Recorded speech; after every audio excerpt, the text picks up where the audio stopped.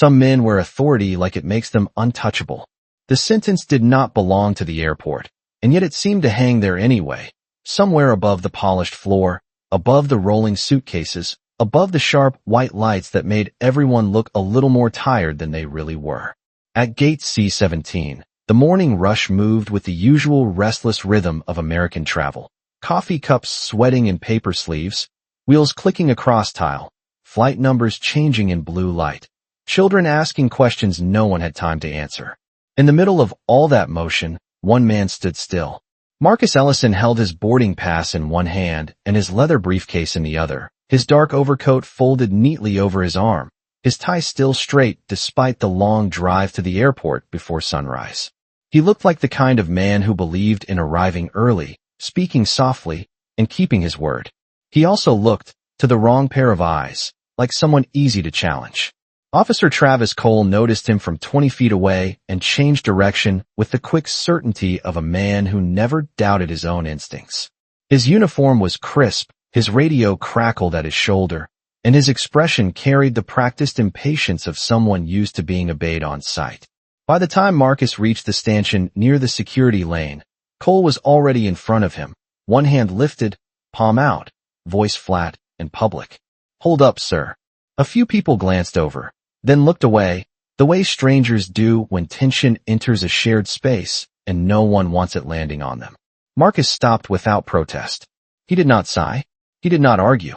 He simply raised his eyes and waited, calm enough to make the silence around them feel deliberate. Cole asked for identification in a tone that suggested the answer had better come fast. Marcus provided it. Cole looked at the card, then at Marcus, then back at the card again, as if the information in his hand offended some private assumption he had already made. The line behind Marcus slowed. A woman in running shoes clutched her tote bag closer. A businessman with silver-framed glasses leaned half an inch to the left to see better. Somewhere overhead, a boarding announcement echoed through the terminal, cheerful and indifferent. Marcus spoke at last, his voice low, even, and precise. "Is there a problem, officer?" The question should have cooled the moment. Instead, it tightened it. Cole stepped closer, not enough to touch, but enough to narrow the space between them into something hard and intentional. "I'm asking the questions." The radio on his shoulder hissed, then fell silent. Marcus gave a small nod, the kind a man gives when he understands exactly what kind of room he has suddenly found himself standing in. His boarding pass slipped slightly between his fingers as a draft moved through the concourse, carrying the smell of roasted coffee and jet fuel. He looked tired now, but not frightened. The first try. Around them, the security lane kept moving, but the rhythm had changed. The conveyor belt hummed. Gray bins slid forward an inch at a time. A child near the rope barrier stopped swinging his backpack and stared with open curiosity until his mother touched his shoulder and turned him away. Marcus remained exactly where he was, shoulders square, briefcase hanging at his side, boarding pass now pressed flat between two fingers. He was not performing calm. He was calm. That was what made the moment harder for Cole to control. Men like Cole understood anger. They knew how to answer raised voices with louder ones, how to turn fear into compliance, how to make embarrassment do the work of force. But Marcus gave him none of those things.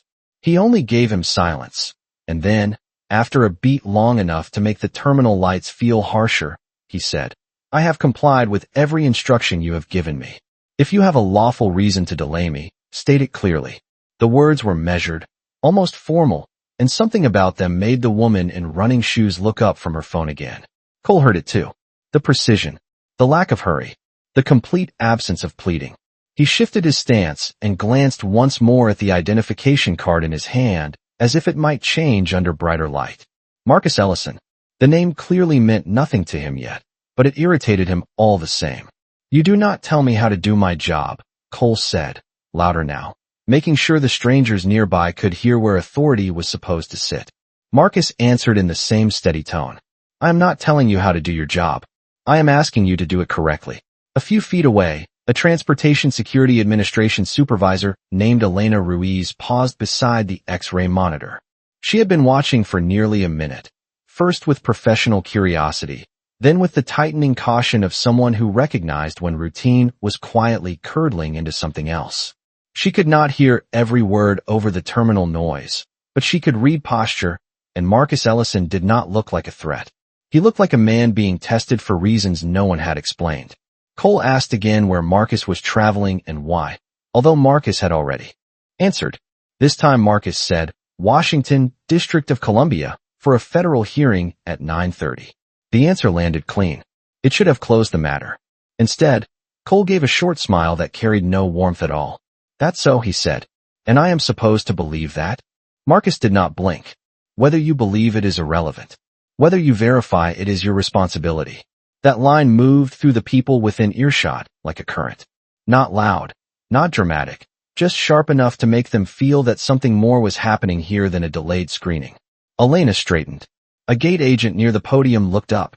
Even the businessman in silver-framed glasses lowered his coffee cup a fraction, as if he had just realized this scene had edges.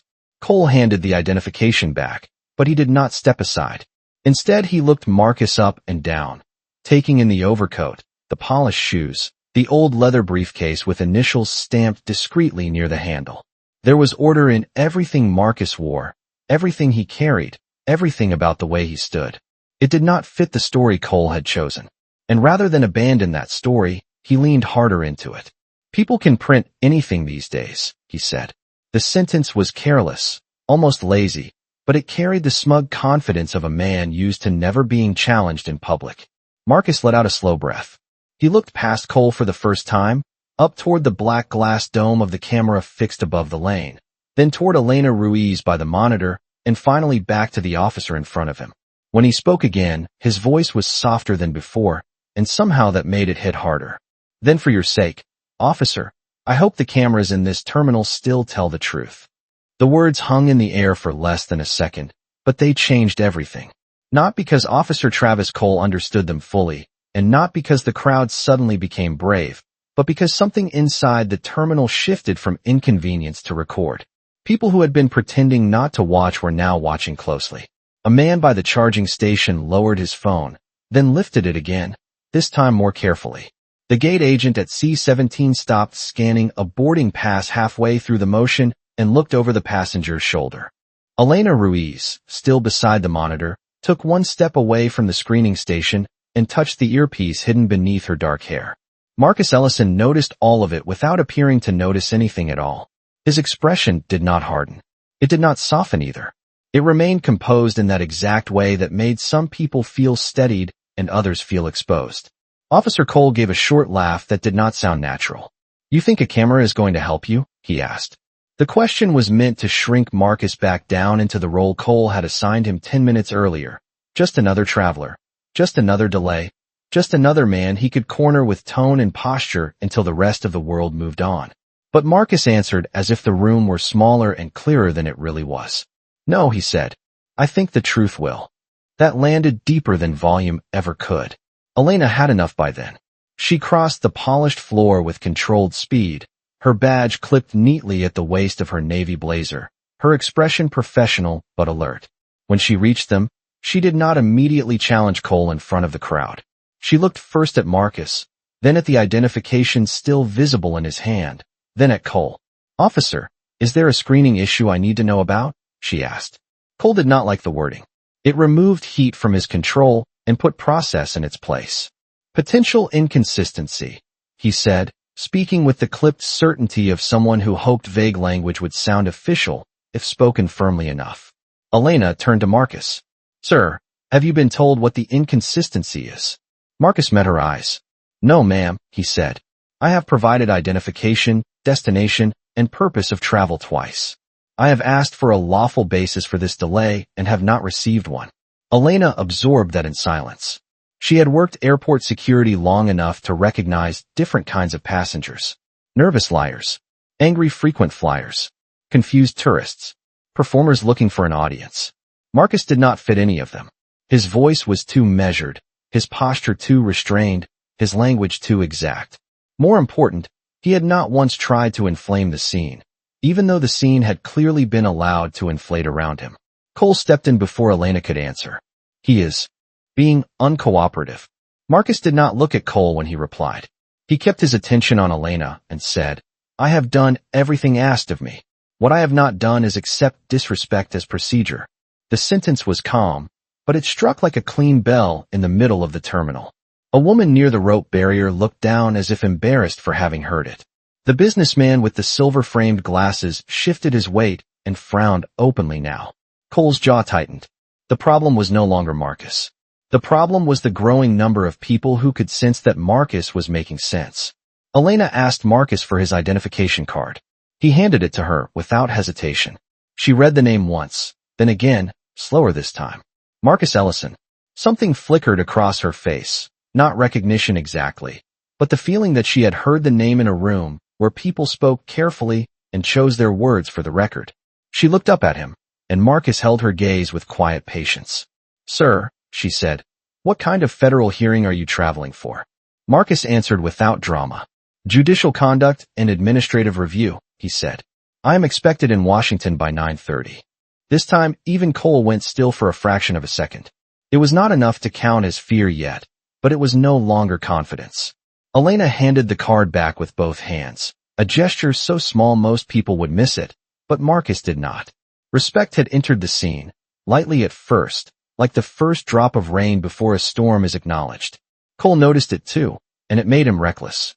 "Anybody can say that," he said. The words came faster now, stripped of the smug ease he had worn earlier. He could be making the whole thing up. Elena turned to him, and for the first time there was steel in her own voice. "Then we verify," she said. Marcus slipped the card back into his wallet and adjusted the cuff of his shirt where it had shifted beneath his coat sleeve. The movement was small, almost elegant. Then he looked toward the dark glass eye of the security camera again. Around them, the terminal noise returned in fragments. A suitcase wheel rattling over grout lines, an infant fussing 2 gates down, a boarding reminder echoing across the ceiling. Yet inside the space marked by those retractable belts and fluorescent light, everyone understood the same thing. This was no longer about a traveler being delayed. It was about whether authority would be forced, in public, to answer to the facts. Elena Ruiz did not waste another second. She stepped half a pace to the side, touched the earpiece at her right ear, and spoke in the low, steady tone of someone who understood that the next 5 minutes might matter more than the next 5 hours. "Operations, I need verification support at Checkpoint C. Pull active surveillance on Lane 3 and stand by for identity confirmation." Her words were plain, procedural, almost dry, but they cut through the last of the uncertainty like a clean line through fog. Officer Travis Cole heard them, and something changed in his face.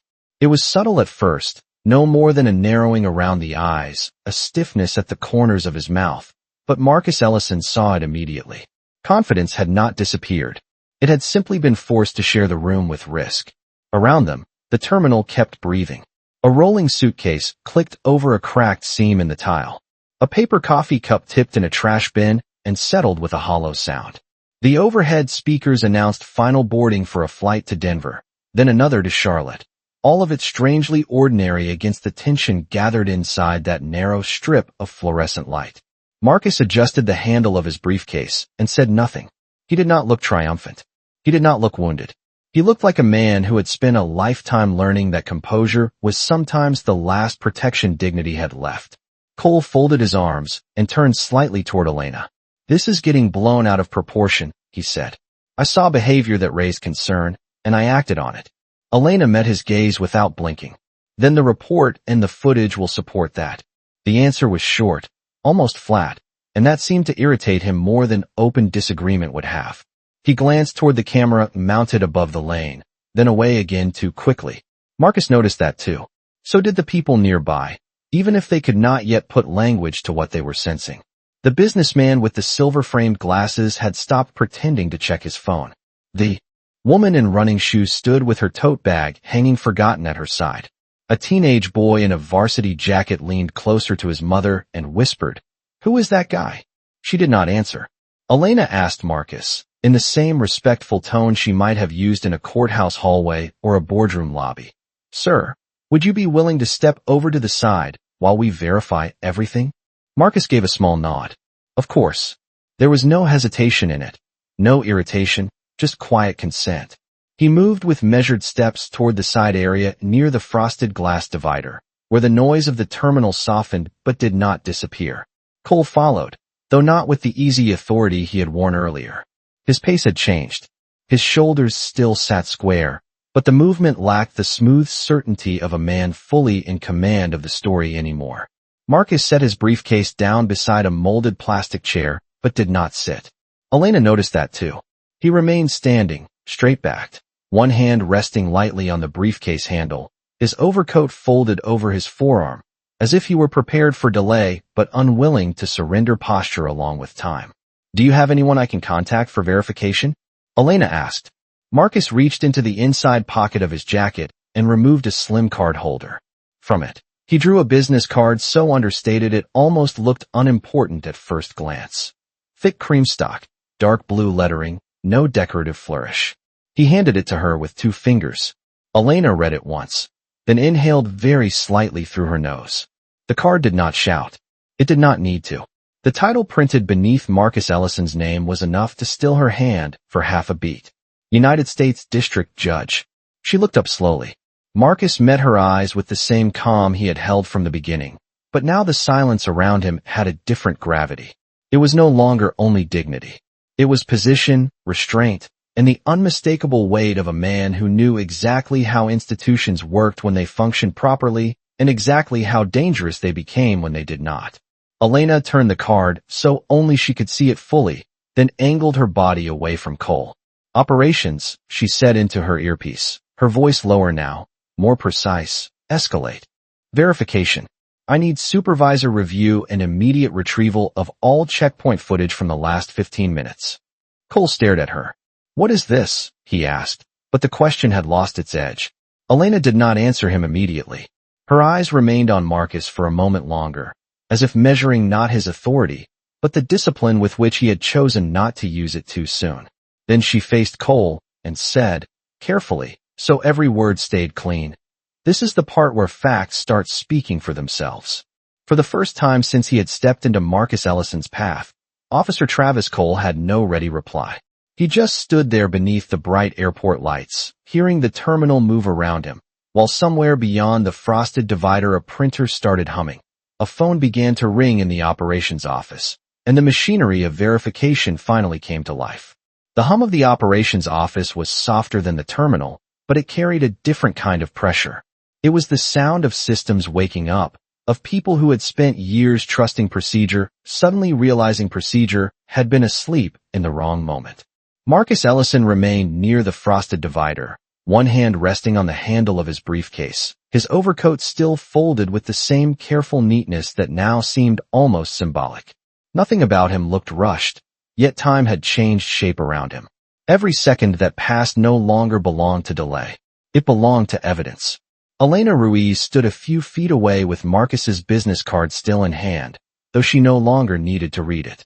She had already relayed the title, already heard the shift in tone from the operations desk, already watched 2 airport supervisors move faster than they had been moving a minute earlier. One emerged from a side door carrying a tablet. Another headed straight toward the security office where archived feeds could be pulled. Officer Travis Cole noticed all of it, and for the first time his posture seemed less like command and more like resistance. "This is unnecessary," he said, the words tighter now, stripped clean of the easy contempt he had worn at the checkpoint. "I identified a concern. That is my job." Elena looked at him with the practiced patience of someone who understood how often that sentence was used to protect bad judgment. "From scrutiny. Then you should welcome review," she said. There was nothing dramatic in her delivery. That was what made it cut deeper. Marcus said nothing. He had learned long ago that there was a stage in every institutional failure where silence became more powerful than argument. Not because silence was weak, but because it forced everyone else to fill it with their own choices. Across the terminal, boarding continued in waves. The overhead speakers called final passengers for Dallas. A little girl cried because she had dropped a stuffed rabbit near the seating area. A janitor guided a slow, whispering mop along a strip of polished tile that reflected the hard white light overhead. Life went on around the moment the way it always did when injustice first appeared in public. Ordinary, busy, almost insultingly normal. That contrast made the scene feel colder. Marcus finally sat down in the molded plastic chair near the divider, not from defeat, but with the deliberate control of a man deciding exactly how much energy the moment deserved. He placed his briefcase upright beside his leg and smoothed one cuff where it had shifted beneath his coat sleeve. Elena noticed the faint red pressure mark near his wrist. She did not mention it. She only looked away for a fraction of a second, jaw tightening, before professional composure returned. The mark was small. The meaning was not. A supervisor named Daniel Mercer arrived with the tablet already unlocked. He nodded once at Elena, then at Marcus, and only after that did he turn to Cole. That order did not go unnoticed. "We are reviewing all available camera angles from lane 3 and the adjacent corridor," Mercer said. "Until then, nobody leaves this area." Cole stared at him. "You are freezing me out over a passenger complaint." Mercer did not answer immediately. He glanced at Marcus, then back to Cole. "No," he said. "I am pausing this because the record needs to match what happened." The word record seemed to strike something raw.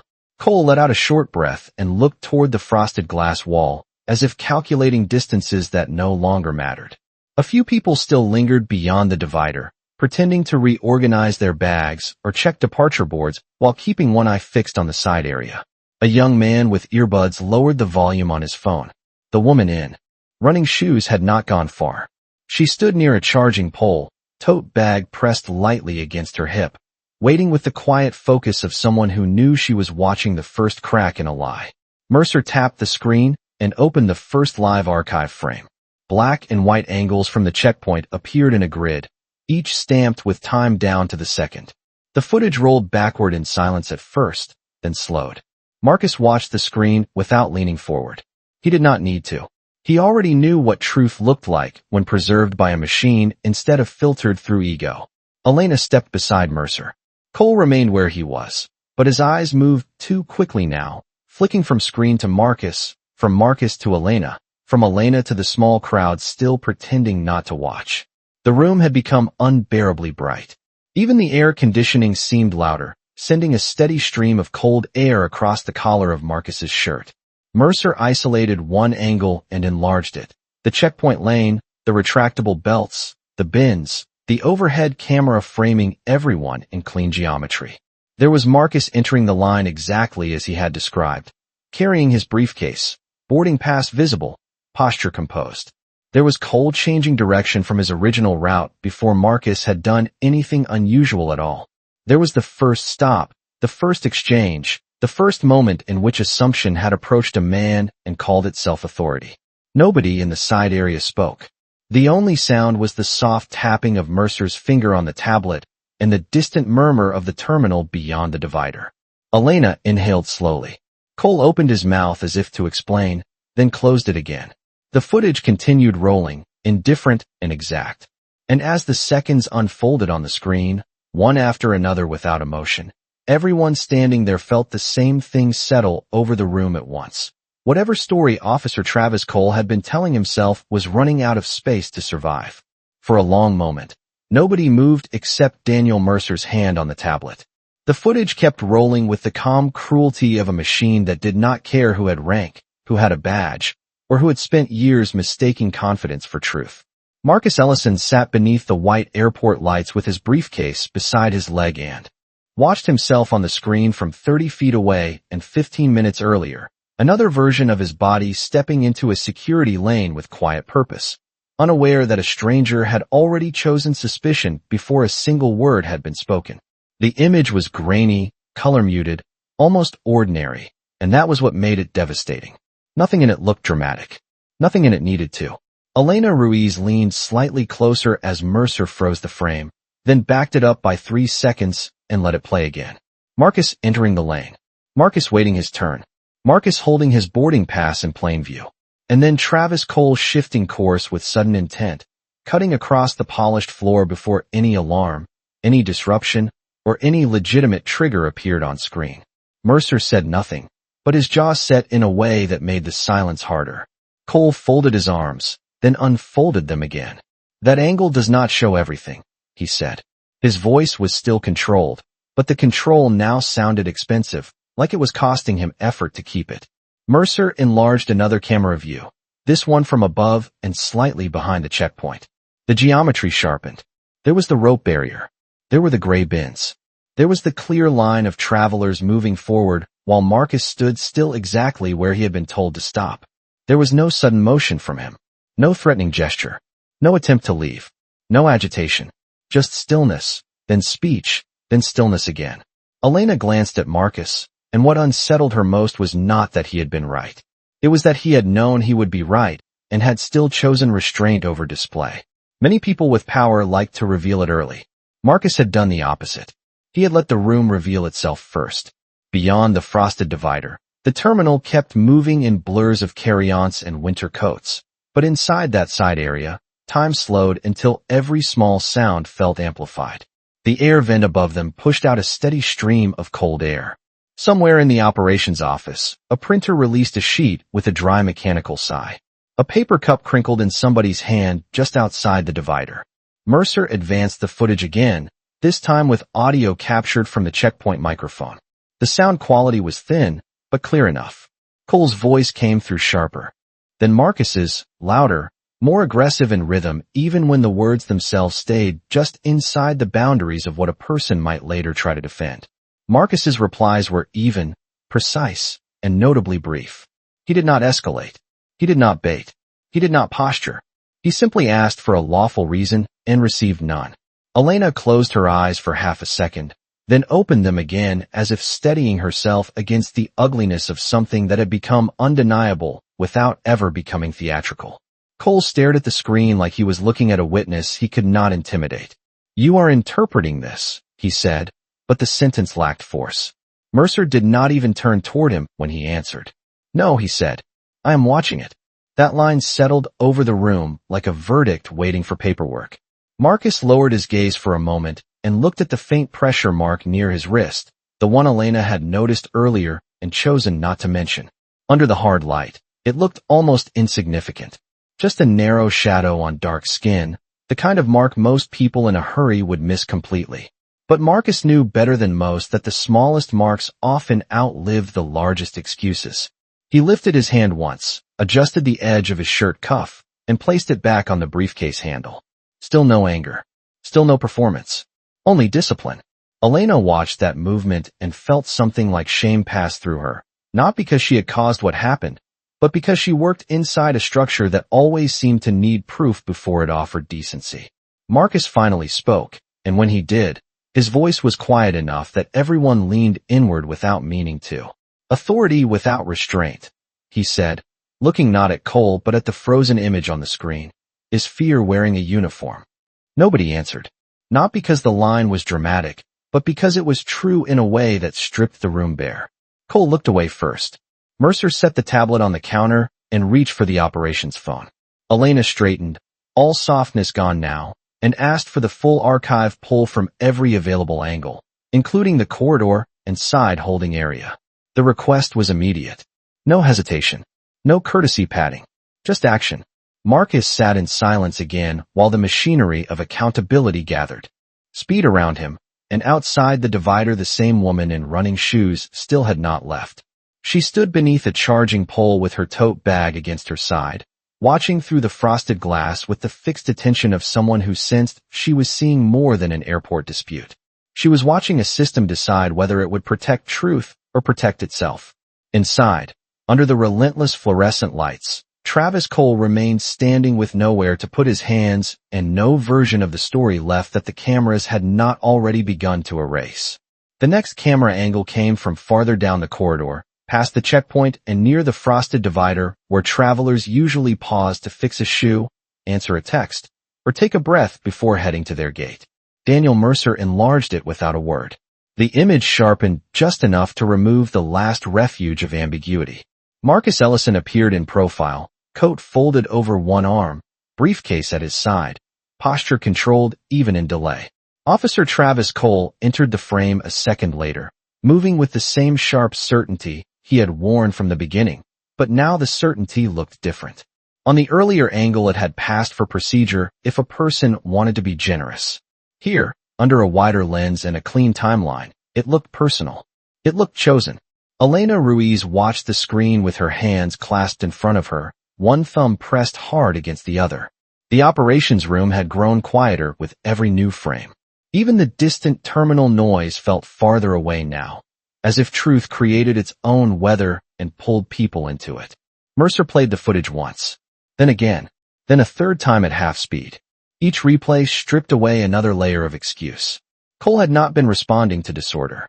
He had created the entire center of gravity around Marcus and then behaved as if gravity itself had authorized him. There was no visible threat from Marcus, no erratic movement, no refusal, no confusion, no sign that would justify the tone Cole had chosen or the way he had narrowed the encounter into dominance instead of procedure. Marcus sat still through all of it, his eyes on the screen but his face unreadable except for one thing.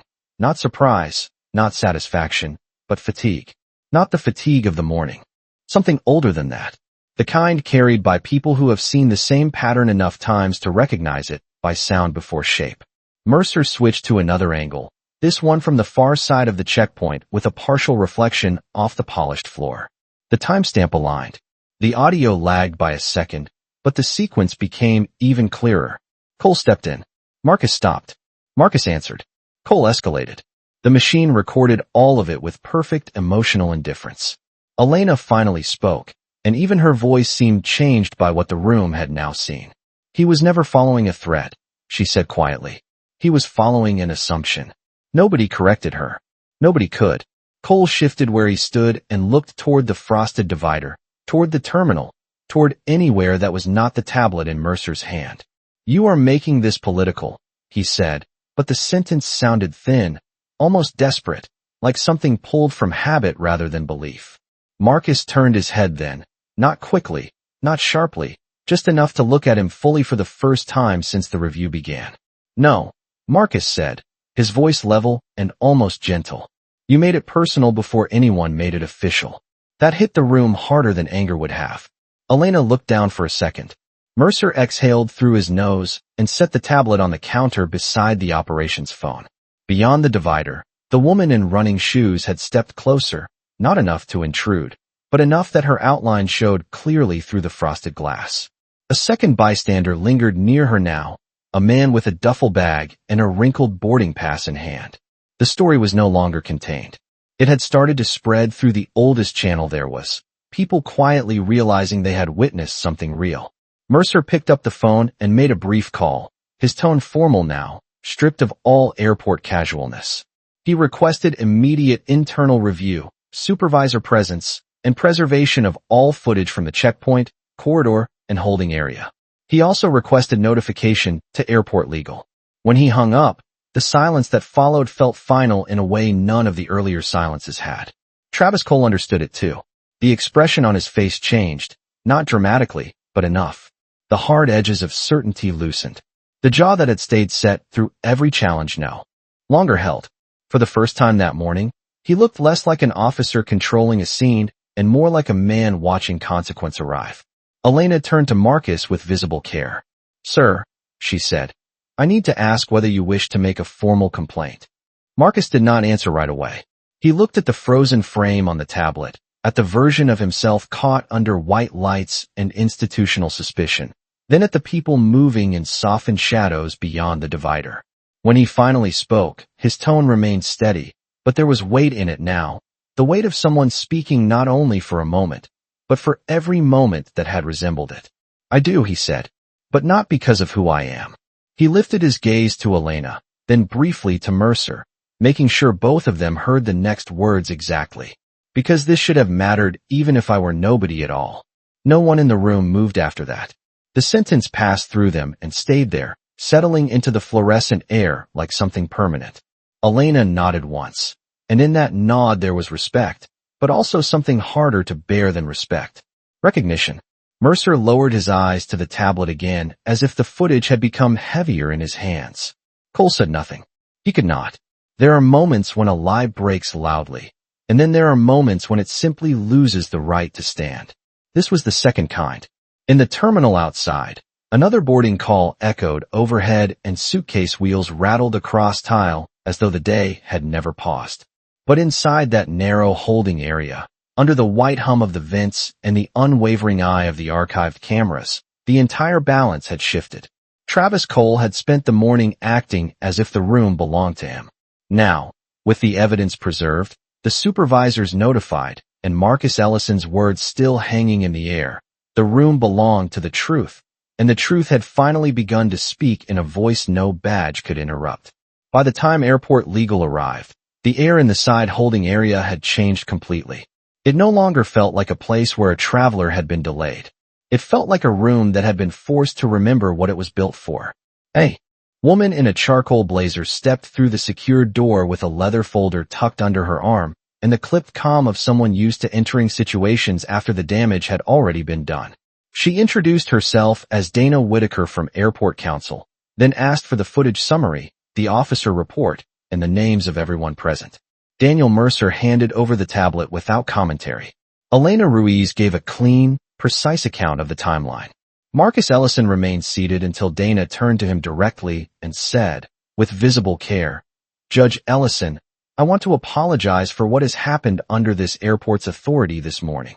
Marcus stood then, not because the title had been spoken, but because respect had finally entered the room in a form that did not ask to be guessed at.